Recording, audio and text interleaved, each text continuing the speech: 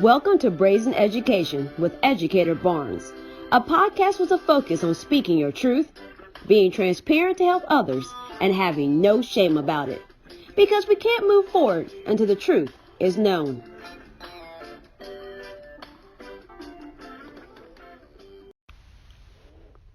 Hey, Educator Barnes here with another episode of Brazen Education. Today's topic is the first 30 days. And I'm talking about the first 30 days of school. So in Indy, some schools started the last week of July. Most started the first week of August. My school actually started on Monday, August 5th. And then a few schools started that second week. So at this point in time, there's a lot of schools that have been in school the entire month of August. And when Labor Day weekend rolls around, it's an opportunity to kind of think about that first 30 days or that first month of school.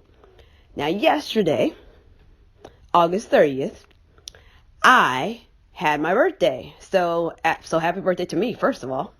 So I'm 36 and I feel fabulous. Actually, it was funny. I went to buy a bottle of wine and I saw the lady coming over to check my ID. And she says, I just assumed that you were in your early 20s. She said, I would have never guessed you were 36. So I was like, okay, thank you for the compliment. Let me go about my business. But anyway, on my birthday, I normally just reflect about my life. I think about, the things I've accomplished so far, the things I want to do. And so I'm already in reflection mode the end of August. And so after I'm thinking about my personal life and my personal goals, then that's an opportunity for me to reflect over the school year. This school is different. This school year is different for me because I'm in the role of an administrator. So this school year, I am a dean, in particular, academic dean of a middle school. The school is K through 8, but it's divided into elementary school and middle school. And I support and evaluate social studies, English, and art. So I'm thinking about it in various lenses, but I will share what I've thought about the first 13 years of my career as a teacher or a teacher coach, and then kind of what I think about now from the lens of an administrator. So the first point I want to cover is routines and procedures. This is crucial for any educator to get down. What do you want this new group of students that comes to your classroom, what do you want them to do and how do you want them to do it? The first thing you have to realize, because I hear teachers like, well, you've been to school before, you need to raise your hand. Yeah, they've been at school. Maybe they're in third grade, maybe they're in a fifth grade. Heck, maybe they're in high school. So yes, they have been in school, okay? But they haven't been in school in your class before. And you may do things differently than every other teacher they had. Or you may do it similar, but it's still not the same. So having the mindset of, well, they know what to do. And then you get frustrated because they're not doing it. Well, they don't know what to do. So the first thing you need to realize is they don't know how to do what you want them to do. And you have to explicitly teach it. So the first 30 days is like one of those make or break it. Those teachers that they don't struggle the whole entire school year is because they was on the struggle bus during the first 30 days and they didn't figure it out. The first 30 days, you have to figure it out. And honestly, you don't figure it out during the first 30 days. You have to get that plan together before school starts. So, and it's everything. When I say it's everything, students will tell, oh man, if you speak to my former students, they will tell you that Mrs. Barnes is very particular. And I get agitated and irritated when you are not following things in the way I have taught. I'm very particular. Oh, it's little things. So I'll be real about myself. It's little things. It's like supplies. There's student supplies. There's teacher supplies. You do not touch anything or move anything on my desk. If anything is moved, I'm like, so I don't know who moved the stapler off of Mrs. Barnes' desk, but I need this to be fixed right now. I don't care if it's the person or someone else, but the expectations and how I am, I'm cold enough the room. So the expectations in room 200 is that we do not move things on Mrs. Barnes' desk. That's why you have your own supplies. So I'm very particular about that. But what's interesting, I taught that. I made the expectation. So as the school year would go along and things were out of place, and students, even before I would even realize it, students will fix it because they know, like, I need to be able to walk throughout my rows. And I was a teacher. When I got mid-career, I taught students how to move their desks. So I explicitly taught, we're in quads right now. I need you to move to trios. They knew what that looked like because I had a map on the board. Now we're in pairs. Do pairs. All right, we're going to do face-off. So that's when I would split my class down the middle. They would turn their desks and look at each other because we're about to debate some stuff. Socratic seminar. They knew that means get into a circle. So anything I wanted students to do, I taught them, and then I timed them. Because what we're not going to do is waste time doing a procedure. We're not going to waste time passing back papers, and it's not efficient. We're not going to waste time moving into the Socratic seminar and take 10 minutes to move our desks. So at first, when you teach a routine and procedures, we know the first week of school, we're just honing in on that. So it is going to take longer. So it's like, I needed this done in less than 30 seconds, and it took us 2 minutes. So guess what? We're going to do it again. And you know those students, oh my gosh, can't you just do it, right? See, those students are secretly your cheerleaders because their moans and groans and like, come on, guys. They will motivate and get everybody on board because nobody wants to keep doing it over and over and over again. So you have to be particular. And the other thing that I think teachers forget is that you have to explicitly teach routines and procedures for when you are giving direct instruction. That's the most important part of your day. You actually directly teaching content to students. And I, as an administrator, I'm walking into class after class. As a coach, I walked into class after class. And when I was, I'm going to talk about coaching teachers because I've been very cognizant of not being too specific about my current job because this is my first year being an administrator, and I've never been an administrator in any school. So if I'm saying things like, oh man, Shante called me out on the podcast. So no, I'm not calling nobody out on the podcast. So now I'm going to flip back to when I was coaching and going into classroom. When I was coaching teachers, and I was going into classrooms, you would just see like students didn't know what the teacher wanted them to do during their instruction. The teacher's talking like, do you want me to take notes? Some people are taking notes. The teacher is talking. What do you want me to have on the desk? And I was very particular. Our principal called me a minimalist when, because she said the desks like all looked the same. They were all uniform. Right now, students, we are going to get into our writer's notebooks. Only thing that's on your desk is your writer's notebook and your writing utensil. Make it happen in 5, 4, 3, 2, 1. Eyes on me. That's how I set the class. And then I'm scanning for compliance and I'm making sure everyone's desk has what I want on it. I don't want anything else on your desk. I don't want your binder. I don't want your assignment notebook. I don't want some random paper that you doodling and drawing or trying to pass your little love note to your neighbor. I don't want anything on your desk except what I need you to use right now. And I was very, very particular about that. So the students knew exactly what we're doing.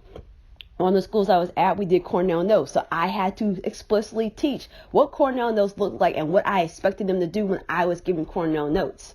So any routine, any procedure, walking in the hall, going to the cafeteria, going to the bathroom, asking for a pass, going to the pencil sharpener. And each teacher had a different way. Like I've been in classrooms as a coach and I'm seeing someone yell at someone, but did you teach them what you wanted them to do with the pencil sharpener? For me, I don't police the pencil sharpener. I encourage students to have those individual pencil sharpeners, but I had a rule about that. Those things get full. You're not emptying it while I'm talking. And there were times during the day where they knew they could do certain things, that they could go sharpen a pencil. They could ask to go to the restroom. They could ask to go get water. They could ask to go to the library because I was very intentional. If you had your work done, I'll write you a pass to the library. You can go down there and chill and read and check out a book. But I had expectations. And I said, and I told our school librarian, if you down there clowning, if you down there not reading, you not doing what you're supposed to do, you lose those privileges. So everything that you want students to do, you have to have a routine and procedure. And then over that first 30 days, you want to make sure students are doing it the exact way. Because sometimes it's like I taught middle school for a long time. So shoot, you at the last class of the day, you was like, man, well, they're not, passing back the papers exactly right. But man, I'm tired. I'm just ready to go home. Let's keep it real because that first month of school, you be tired and you want to go home. But You can't be like that. You know, if you start letting it slip right now, once it gets like November, you're going to be extra agitated and still tired. So you might as well just suck up that little piece of energy that you have and make sure they do it correctly. So in the first 30 days as educators, you really have to get down routines and procedures, and everybody needs to be hands on deck. Some educators feel some type of way if somebody checks their students. Don't feel like that, because I'm glad it's kind of like how I was raised, and I guess this is fading fast. If someone checked me in front of my mom was like, okay, you had no business doing it. Like, my parents were very supportive of other adults, who were supporting what they were doing and how they were raising us to say something to us. But in school, sometimes people start feeling some type of way.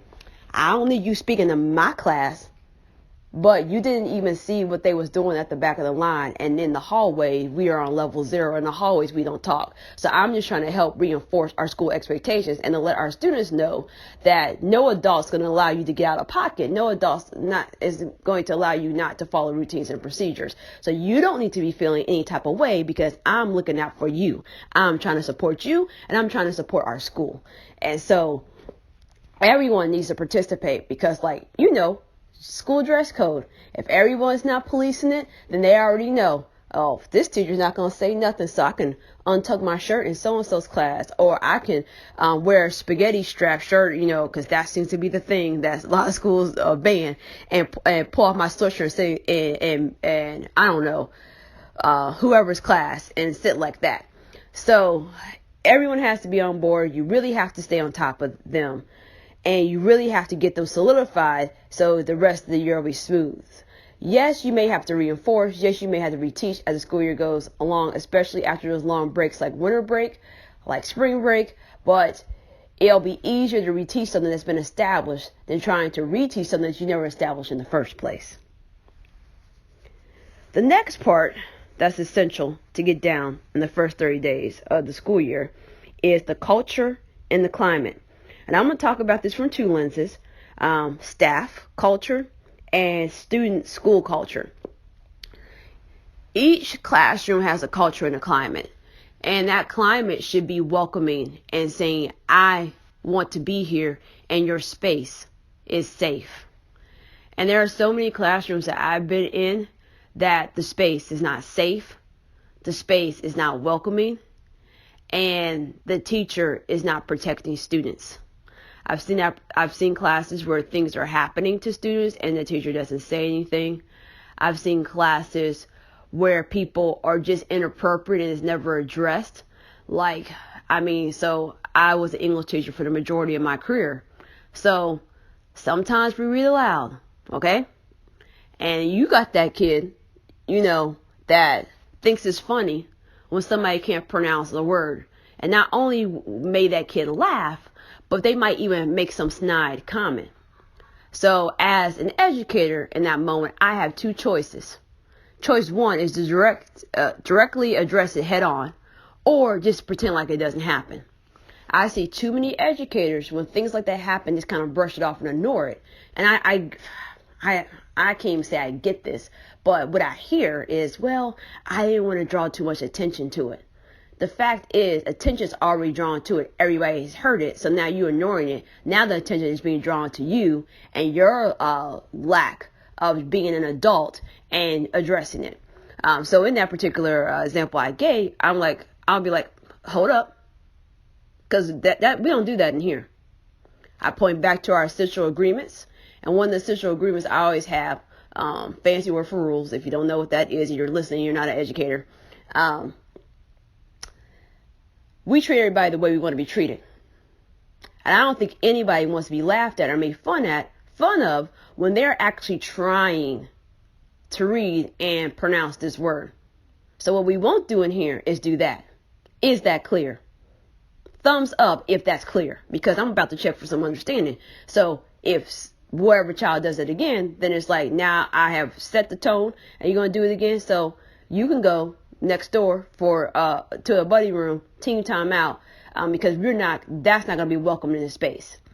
So I would say, because I do that up front, students feel safe. They know I address, and I even have students say, "You're the only person that call out people." And some people are scared. They are scared of the students. And I could do a whole other podcast about fear of students and that, but I'm not going to get into that right now. But yes, you could address something. And yes, the student could say something crazy back. But at the end of the day, it lets all the other students know that you don't play that. You don't allow that in that space. And so then the person who's being isolated is that student, because everybody's like, look, teachers addressed it. This student's out of pocket. At least I know the teacher's going to address it when this student does that. And so it's really important that you set the tone in your space to let students know that this is safe. And then culture can be thought about in another way, like incorporating the students' backgrounds into the classroom. What's important is you need to incorporate your current student's background into the classroom. Sometimes kids show up and the culture is already set. You may have the flag of Mexico up. You may have, stuff up from China, but you don't even got any Chinese students in your class. There's a difference between multicultural education, which is important, and being culturally responsive and incorporating your students' background.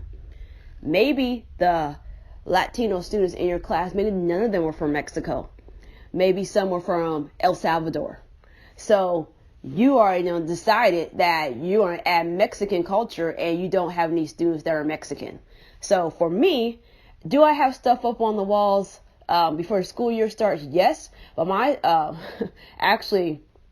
I think about it. I think 3 schools I was in, my room was used as a professional development room for these reasons.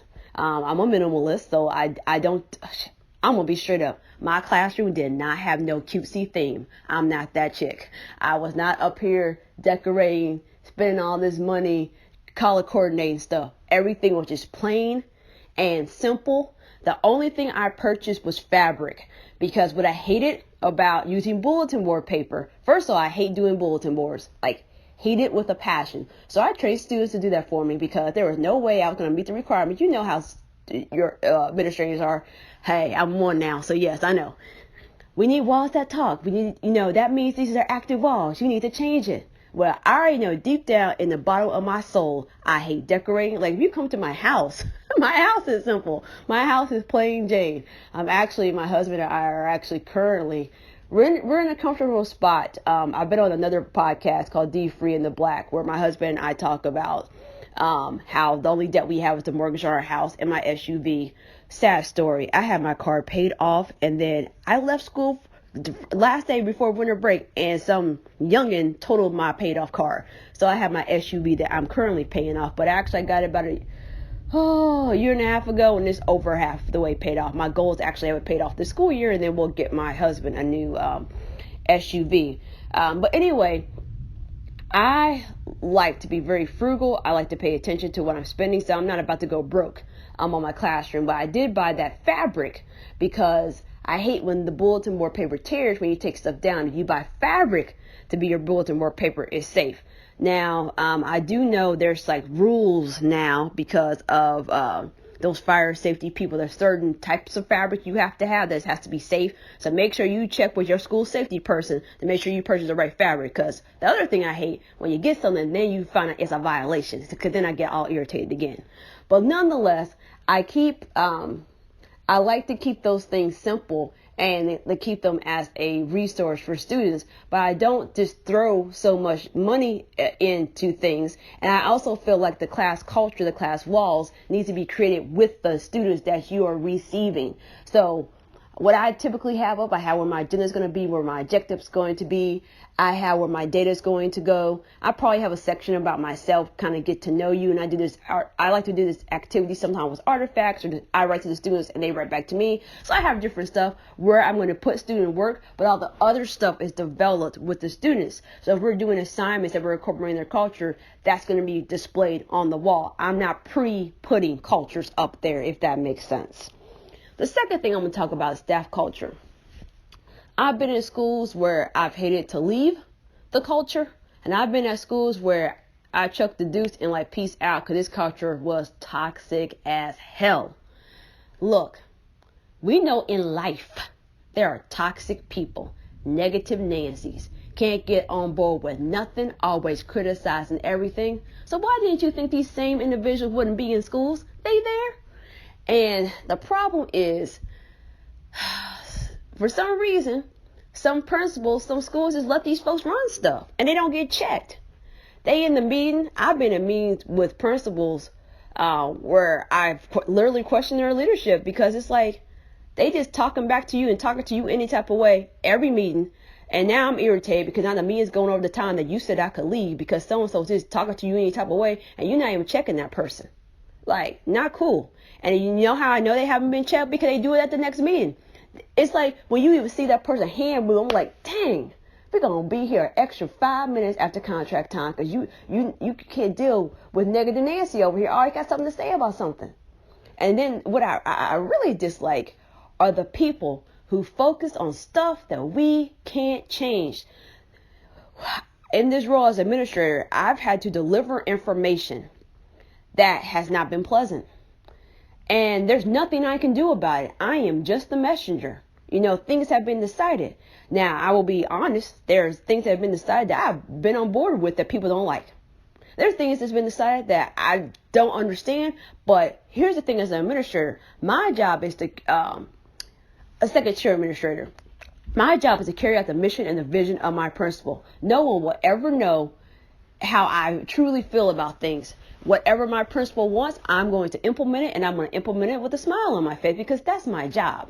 Because the last place where division should be is on the administrative team. And that's a whole nother thing that jacks up staff culture when staff feel like they can play mom against dad. Oh, the assistant principal, the dean, you know, this person will let me do whatever if I run to them versus going to the principal. And now you got this kind of conflict within leadership. That's not good. And you have conflict within staff. And people are like, no, don't bring your drama here. This is the drama-free zone. I rarely know about gossip. I had a principal that got divorced. I had no clue it even happened. Now, everybody else knew it happened. I didn't even know it happened until she sent an email back to the entire staff asking people to stop talking about it. And I was like, she is getting divorced? I had no clue because people know, don't bring that gossip. Don't bring that, you know, how they call, bring the tea over to me. I don't want to hear about it. I'm not here for that. I am here to teach students and to make sure they're prepared to be a citizen out in this world. I am not here to get involved in gossip.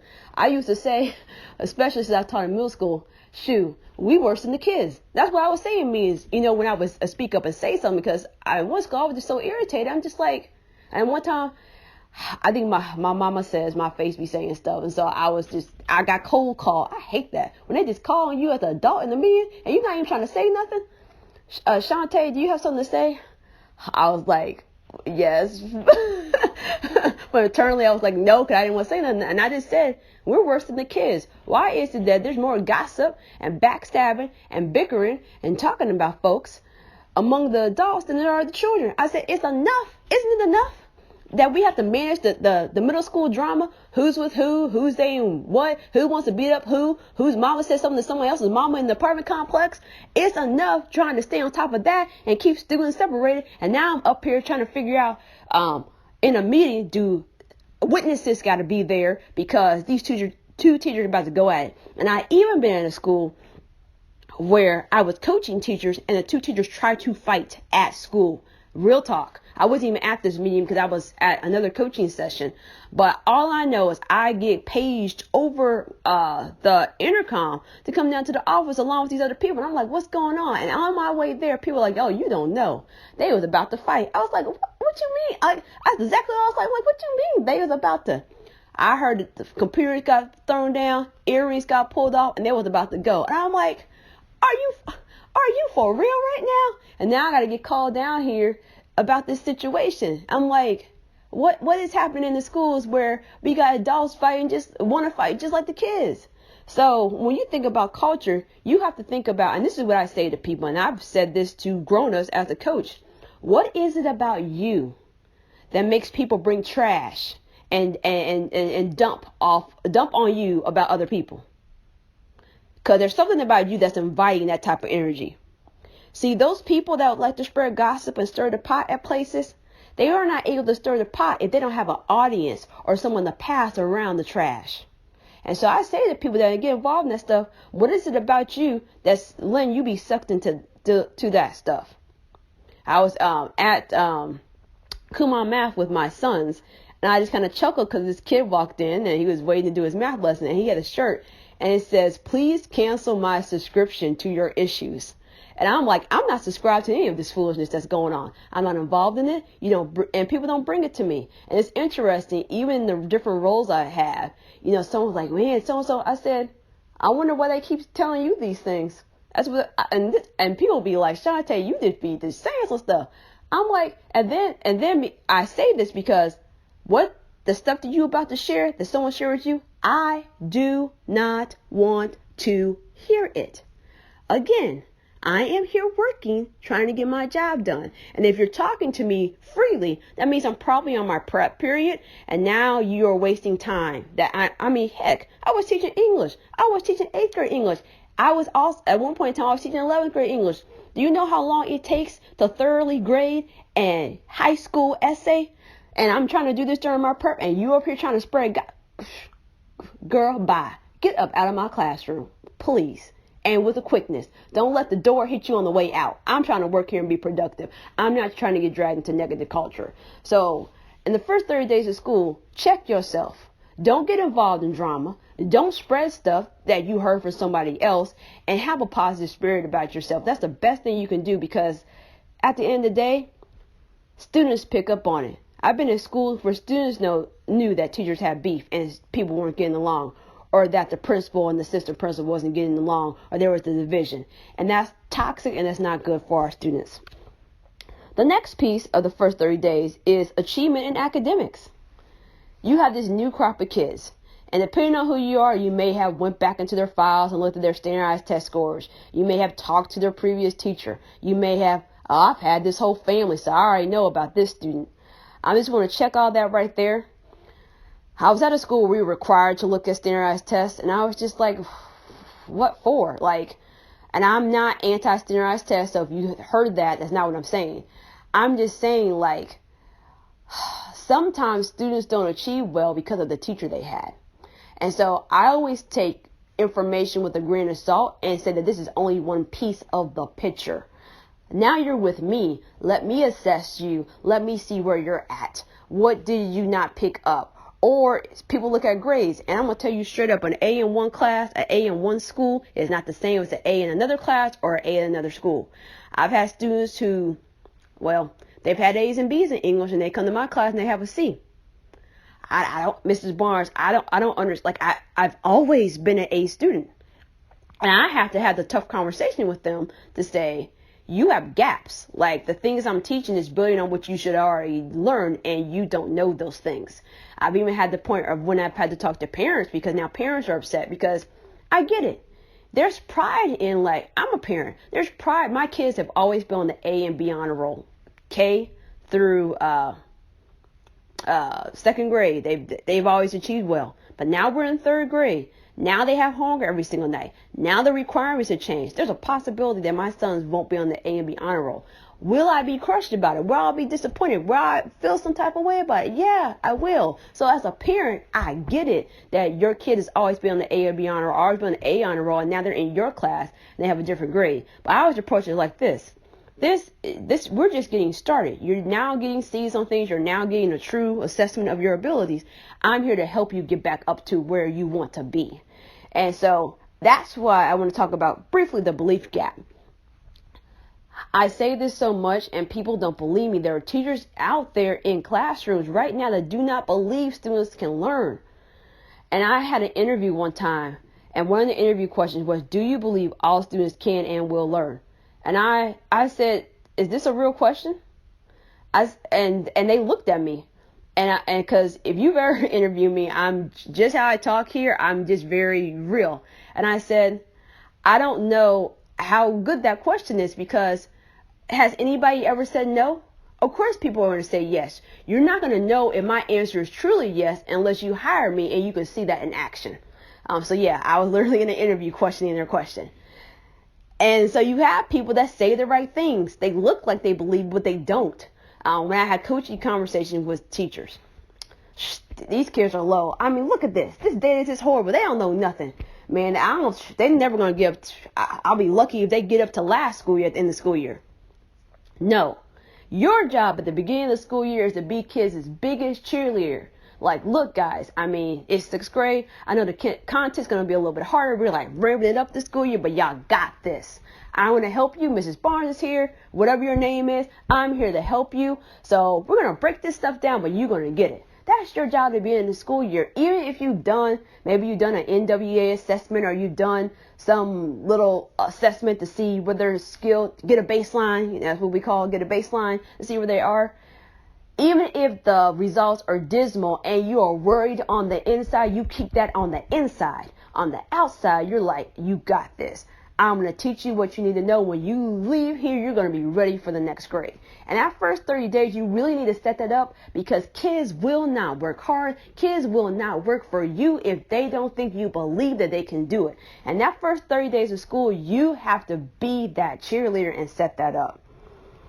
And the last important thing is connecting with parents. Within that first 30 days, you have that infamous back to school night. You're already tired, and now you got to stay, to 7:30, 7 o'clock, talking to parents. But this is an important time. Like, just like you got to teach routines and procedures and what you want for your students, you have to share with parents what you want from them. For any K-12, you can check that out. I think it was August 29th. I posted a piece called Parents, How You Can Help with Homework. Because we want kids to do homework and then we don't give expectations for it. When I was at a school where we did home visits and I was team leader at the time, so I visited like every 6th grade class as a team leader because we had a rule about teachers not going by themselves for just so they can be comfortable. But one of the things that was on the checklist was, so what does your child study and do homework? That was something we talked about. And so in many of the houses, parents, we would either get parents that had a blank. They hadn't even thought about it. I mean, my kid just does their homework. But where? And then, and especially, some of the teachers had historical knowledge about the family. Well, this family had a problem like just staying up with things. So it's kind of clear that if this is the response, this is why. And so we give suggestions. And back to school night, it's like, how can you contact me? What's the best way? Like, I reached out to my son's teacher. What's the best way to contact you? And she actually emailed me back. I did this beginning of the school year. She said, I just appreciate you asking.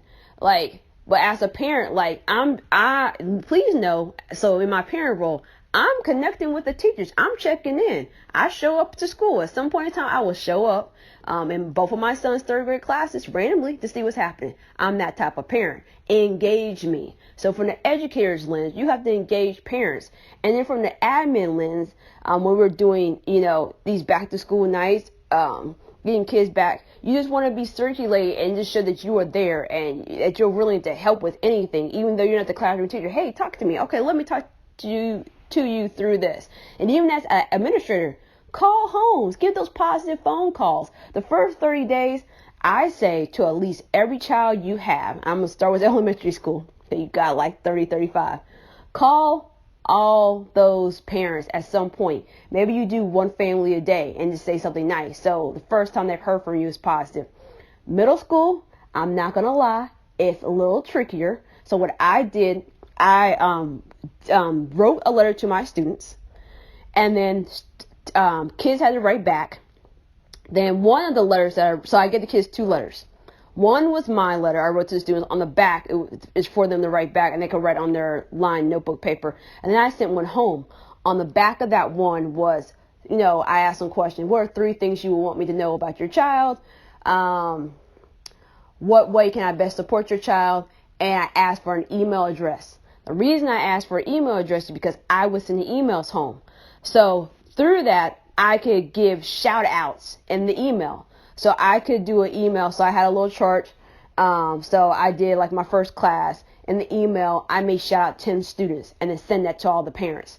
Then the next time I emailed that class, I did another 10 students. So that was a quicker way than trying to call homes. And there were some homes I did call because, when you're teaching middle school, you could have 100, 200 students, and it's not feasible to call everybody and give a positive phone call home, but there's a way to do it. And then I had a website, and I would post work on the website. So students were doing that. When I was teaching, and then you got these apps. So you can have the apps where you're posting things on there for parents to see or taking pictures. And I'm going to tell you, when I had an app and I had older students, it doesn't matter how old the child is. Parents still love to see a picture of their child at school. So if you can do pictures and send them, I would take pictures and send them via email. Say, hey, this is what we're doing today, or show a picture of the Socratic seminar. It makes the parent just feel warm and fuzzy inside. Like, look, my kid is actually sitting up, paying attention to the lesson. Thanks, teach. Thanks for sitting that. And then I would email throughout that first month to say, hey, this is what we talked about today. Ask your kid what the difference between a simile and metaphor is. Come up with one at home. And like parents would, when I would talk to them throughout the year or at the conferences, parent teacher or student-led conferences, depending on which school I was, it was different ways. I really appreciate the communication that you're doing. So then when I had to say, hey, your son kept singing during the test, and I asked him to not sing, and then he got loud, and I had to excuse him. I just want to talk to you about this because we need to figure out, what maybe is there something. So now when I'm calling to give that kind of negative phone call, I've already won them over in that first 30 days. They're like, Mrs. Barnes is looking out for my kid. She cares about my kid. I know what's going on in this classroom. So you better be in, like, it would be so interesting to me because when you get those parents on your side and they come in, I don't want to hear nothing else but you cutting up in this class.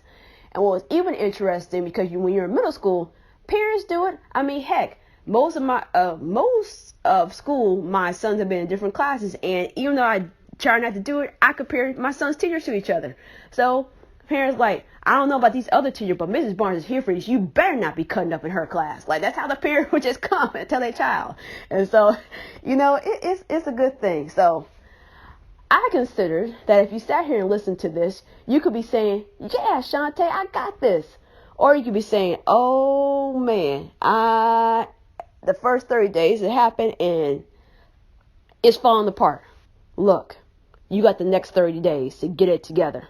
So take this Labor Day weekend and think about what do I need to do differently when we get back so I can get class back on track. Because the thing I hate the most is when stuff starts going downhill and then you just like, well, throw up your hands like, well, it's just this class, just this cohort of students. I hear that, this group, this grade was bad for the teachers last school year, so it's hopeless.